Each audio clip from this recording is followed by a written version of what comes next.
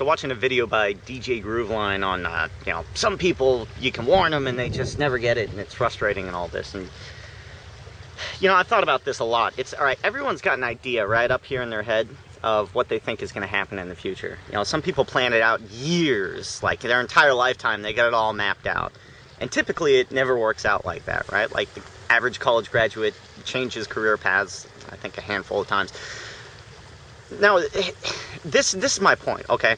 I'm pretty sure that everything's going to collapse and break down, but I could be wrong, okay? So I prepare for both. Now, this guy at JP Morgan, he was so sure that the economy was going to turn around and that, you know, everything was going to turn up and economic growth was going to come back, that he sold billions upon billions of dollars worth of basically credit insurance for these companies that, you know, betting on their creditworthiness. So he was completely wrong, right? Yet he couldn't have been more wrong because obviously he lost billions and billions. So this is a guy that thought he had everything figured out perfectly. And my point is that nobody really does. Everyone's just kind of guessing a little bit with a little bit of facts mixed in, you know, some intelligence. And this takes me to a Jim Rickards video I was watching. And he was doing a conference, and he was talking about when the dollar collapses. And that it's not necessarily an event based in the numbers of dollars or anything like that. It's just perception of people. You know, like Robbie G would say, market sentiment, right? And he equates it to a nuclear reaction. So, nuclear reaction, you get a U-239 uranium, spits off a neutron, hits another one, 3 more come out. And if you have enough of them together, bam, nuclear bomb, right? Blows up. Well, he also says, like, you can take this example and you know, map it over humans and their perception, what they do, because you can take people in a crowded theater, and let's say 3 people get up and run out in a panic as fast as they can. Well, they run out, and people might look around like, the hell? What was that all about? I don't know, you know. And nobody does anything, right? But let's say 10, 20, or half the theater gets up immediately and runs for the door. You know, that theater is probably just going to empty out, because people are going to say, these guys know something. I'm going to get the hell out of here. You know, is there a bomb in the theater? What's going on? And this is the mentality that it happens with most currency events, economic collapses. The majority end up stuck at the very end.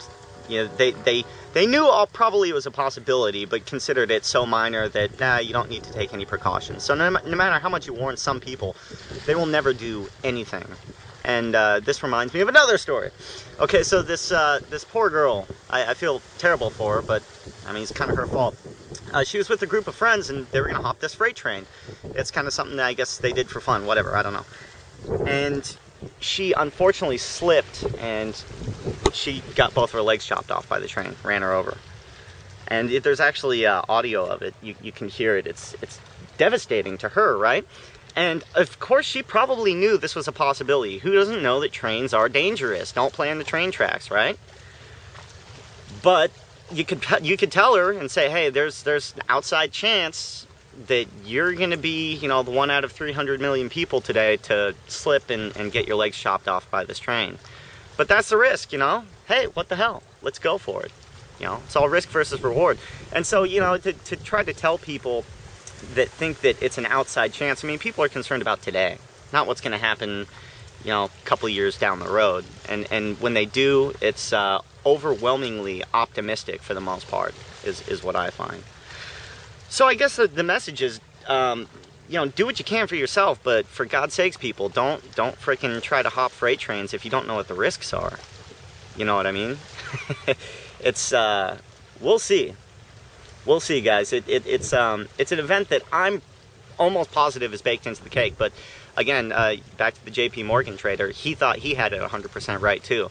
And I'm pretty sure he wasn't an idiot. He was probably just had a certain bias and looked at the facts differently.